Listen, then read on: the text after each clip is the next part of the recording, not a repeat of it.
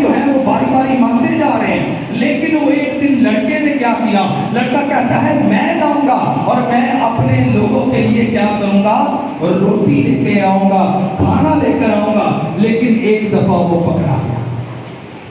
ایک دفعہ وہ کیا ہوا، پکڑا گیا۔ اب اس کے اوپر مقدمہ چل رہا ہے۔ ذرا سنیے گا بات کہ کیا جج نے کہا۔ جج نے کہا تم پر مسیح ہونے کی فرد جرم لگائی گئی ہے، تم کیا کہنا چاہتے ہو؟ بولیو، میں نے کوئی جرم نہیں کیا، میں نے کوئی جرم نہیں کیا، میں مسیح ہوں اور خوش ہوں کہ مجھے اتنے لوگوں کے سامنے اپنے ایمان کا اقرار کرنے کا موقع ملا۔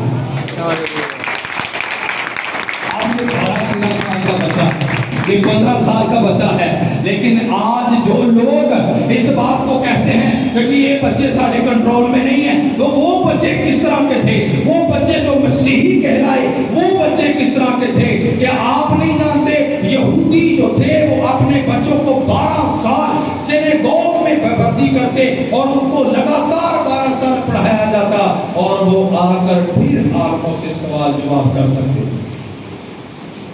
لیکن آج بڑے افسوس کی بات ہے کہ جدھر رنگ کو صاف ہوئے نا، جدھر کپڑے اچھے ہوں، تو انہوں بڑے کوئی آن کے کہہ رہے نا باہر یار تو مسیحی نہیں لگتا، تو مسیح نہیں لگتا، تو اکو سی ہسن لگ پہ نہیں، اور اکو پھر ساڑھے دل سے کی آندا ہے بڑی گل ہے جی، ایڈا نو مسیحاں نو کی پتا، اس بندے نو پتا ہے کہ میرے کی کوالٹیز کی۔ لیکن میرے عزیزوں، اگر آپ کے اندر سے مسیحی پن ظاہر نہیں ہو رہا تو یہ ڈوب مرنے کا مقام ہے کہ ہماری پہچان کھو چکی، ہم مسیحی نہ رہے، ہمارے لیے واویلا اور رونے کا مقام ہے کہ اس نے مجھے مسیحی نہیں کہا۔ لیکن اسی بڑے سوالہ کے لیے وہ اچھا بس میں راضی نہیں ہوں کی کر رہا ہے، پھر آگے سے ان کے ذہنوں میں یہ باتیں پہلے ہونا شروع ہو جاتی ہیں۔